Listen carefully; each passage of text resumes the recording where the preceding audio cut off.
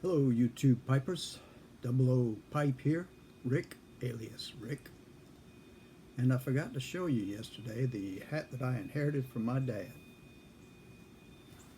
What you think? He used this to work in the yard. I think it might be a little big. Kind of rests on my ears. I just thought you might be interested.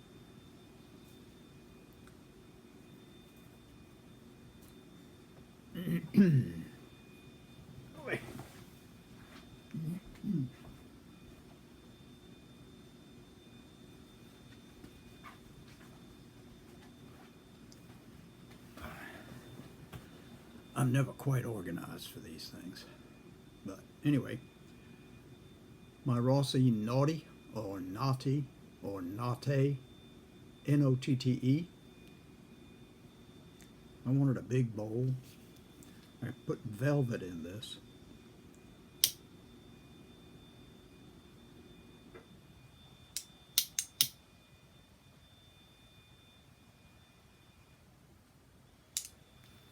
And I've decided not to worry about how many times I have to light it.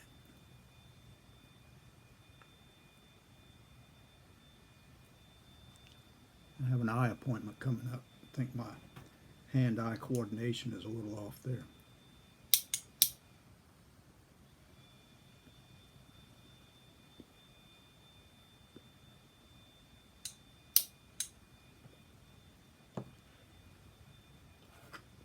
I don't think that one's working either.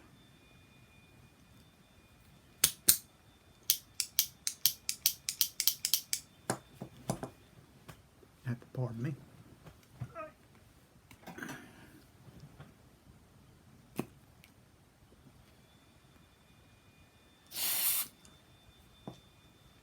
Oh, that didn't work so well, did it?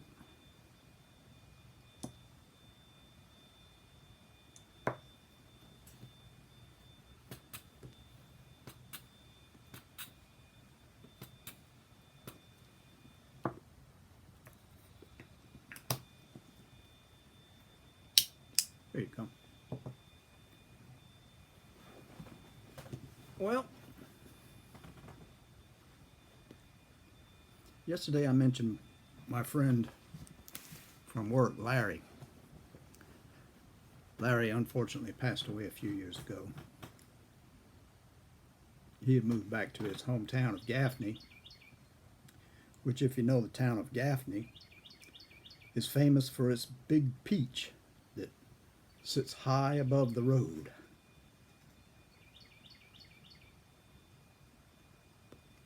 To most of us, it looks like a big butt up in the air. You can look it up on YouTube, on Google. They have a picture of it. At any rate,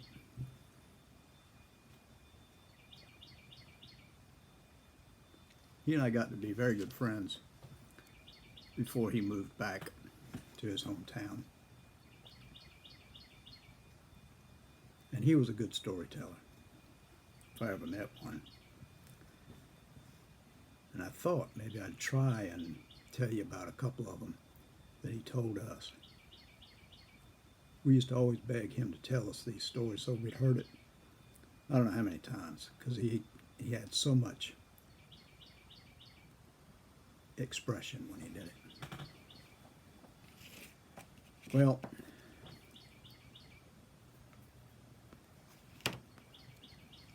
he had gotten a divorce too from his wife.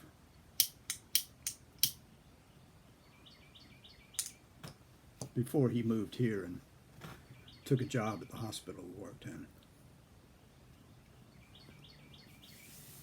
And he told us about the time that he took her out to park, just to talk. Just to talk. You know, just to talk. And there was a full moon that evening. And they were talking away. And that bright silvery disc up in the night sky, which was clear as it could be because there wasn't a cloud up there. It was a full moon. And he looked up at that moon and he said all of a sudden he had an out-of-body experience. He was above the two of them in the car, and as he saw himself leaning over toward her and saying, "Will you marry me?" he was up there going, "No, don't do it. Don't do it." His out-of-body experience.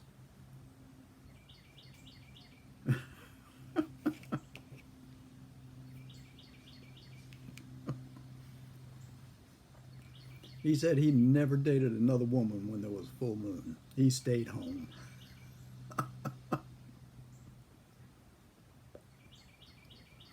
That marriage didn't work out like mine didn't work out.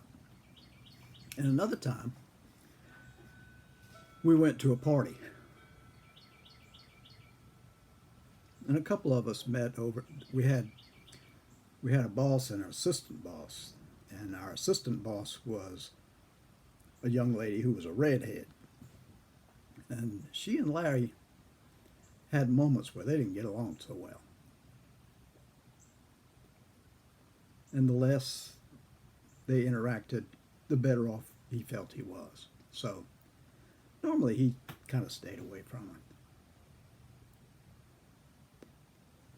This particular evening, we met in front of her house, parked our cars there, and piled into Larry's car and went to this. I don't know if it was at somebody's house or what, but it doesn't matter.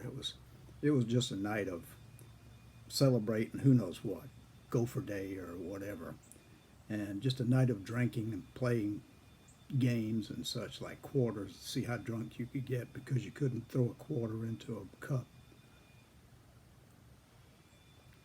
Stupid stuff you do when you're young. Anyway, we all were quite hammered by the time it was time to leave. And we all piled into Larry's car.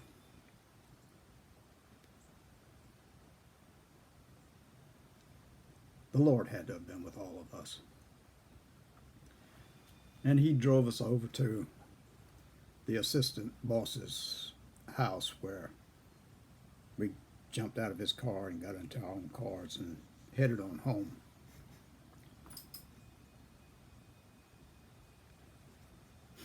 Thought Hunter was coming out. And as we took off, he said the assistant to the boss got out of the car, closed the door, and walked around back. And he started up the engine and backed up because there was a car right in front of him. Backed up and something went thump, and his car went loom boom. And he thought to himself, this is what he told us later, he thought to himself, now she walked around the back of my car.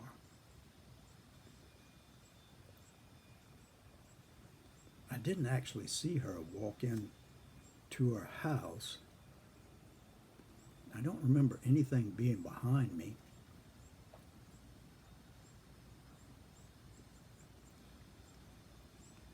So I think I just hit her. And my wheels, I drove over her. And he thought to himself,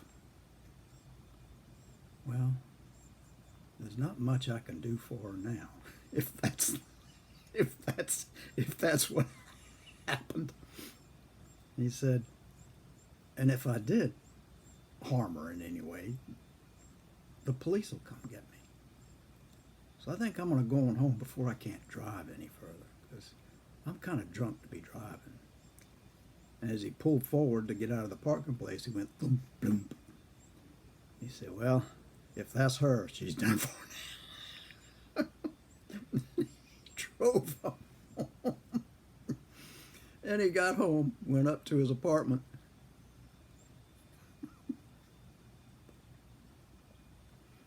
And he didn't feel quite as drunk as he did before. And he sat there worrying about it, wondering if he should call her or something. And he said, well, the police haven't come yet, so I think I'll just go to bed and wait till tomorrow to see what happened.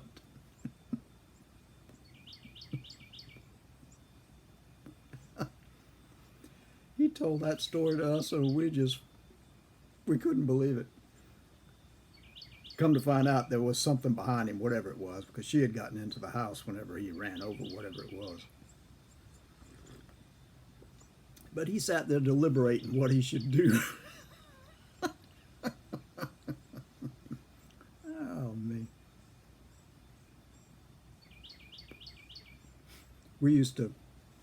The two of us used to go Christmas shopping. Every year we'd go Christmas shopping, get together and go. And we always waited till Christmas Eve because the selection is less and you have to buy something because you don't have much time. So that was why we went on Christmas Eve. Went over to the mall.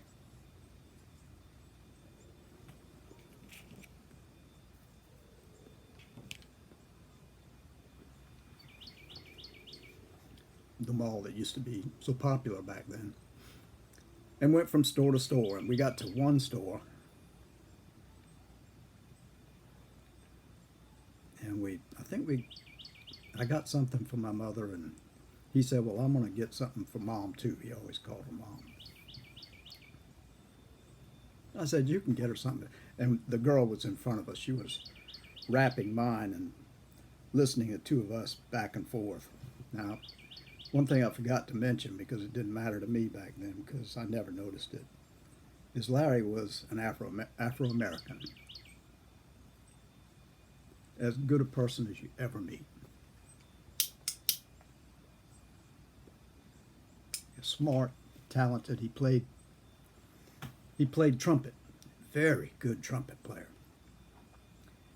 And if you've ever seen Wynton Marsalis, when he had that mustache, twins.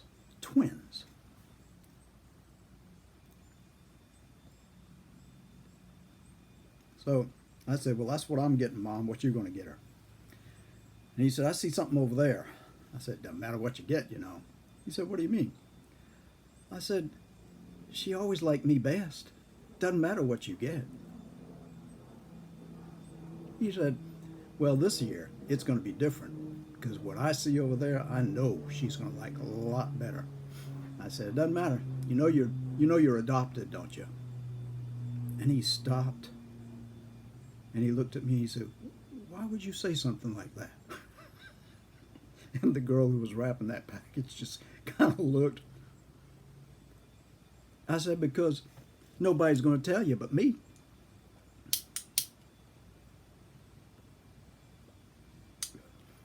He said, that ain't so. I said, yes, it is. You can ask Mom. She'll tell you.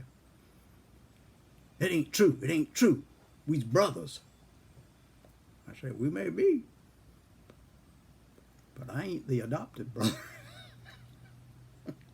That girl who's wrapping the package had this look on her face.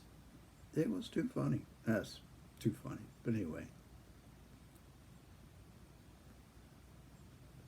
Old Larry, he was quite the guy.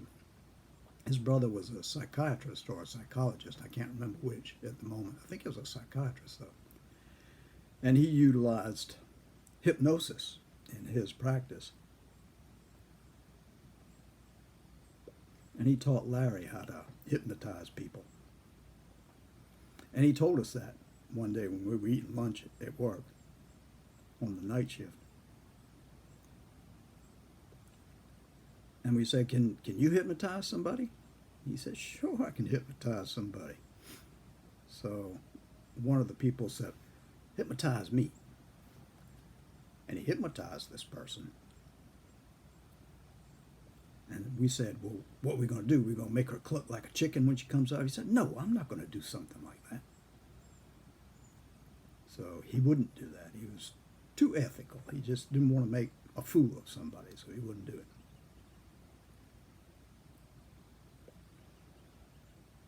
And he said, "Why don't you sit down, Ricky? I'll hypnotize you." And I said, "You can't hypnotize me." He said, "Sit down and watch." Well, he sat there for the entire lunch period, waving that thing in front of me, waving that thing in front of me, and I kept being determined that I wasn't going to be hypnotized, so nothing happened. He got really frustrated with me. Next day, the boss, the big boss, heard about these antics at lunchtime, and she came up there and she took him behind her door, slammed the door. He told me she didn't want any more hypnosis coming up in her department anymore, and he better not do it. So he couldn't hypnotize us anymore.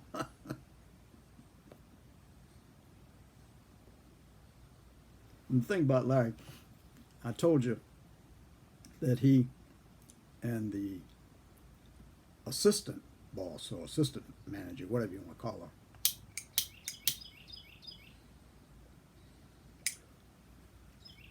we called her Red Reuter, being that hemorrhoid to us was a roid, so we called her Red Reuter. And they never got along. And one day, I mean, it got to the point where he walked around with his letter of resignation in his pocket for at least 2 months.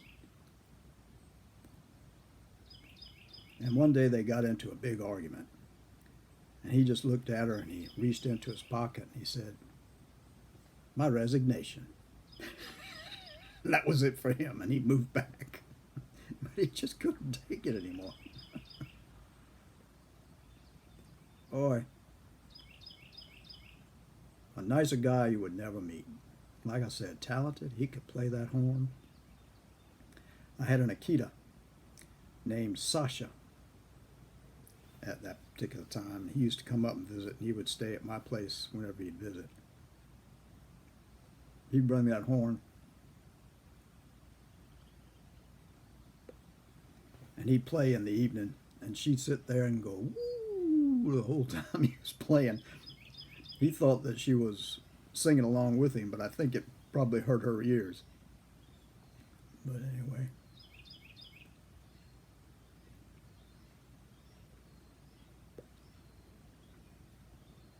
Miss that guy. Tell you, the one thing about becoming a codger is you start losing your friends, not just to moving away, but to end of life.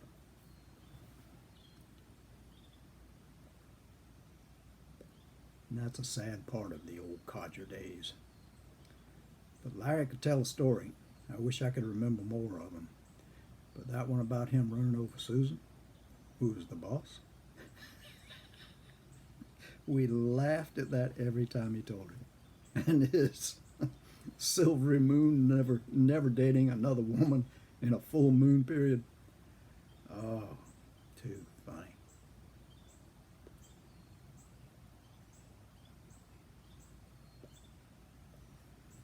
Well, so much for crazy antics at work. I hope everyone's doing well. I hope that your weekend has been good. That you've had a little more sunshine than we have. Poor Hunter's been having some stomach problems. We got up about 3 times last night. He's in there zonked now because I think he's exhausted.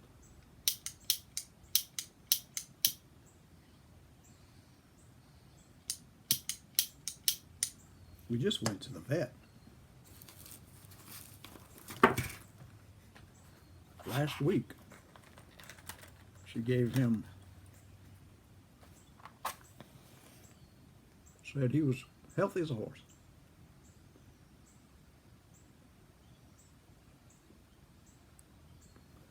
Which he should be, because When I first brought him home, he weighed 70 pounds. When I picked him up to put him in the car, because he wouldn't get in the car to go to the vet, I knew he didn't weigh 70 pounds anymore. At the vet, he weighed 100 pounds. So for this old codger to be lifting up a big old dog like that who's gangly, it was a little more than I was expecting. But we made it.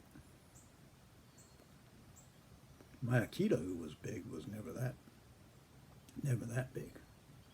Well, I take that back. For a while, she was 115 pounds, but that's pretty much expected for them. I'm not familiar with German Shepherds like I am with the Akita. And I tell you, they say Akitas shed, they say, twice a year.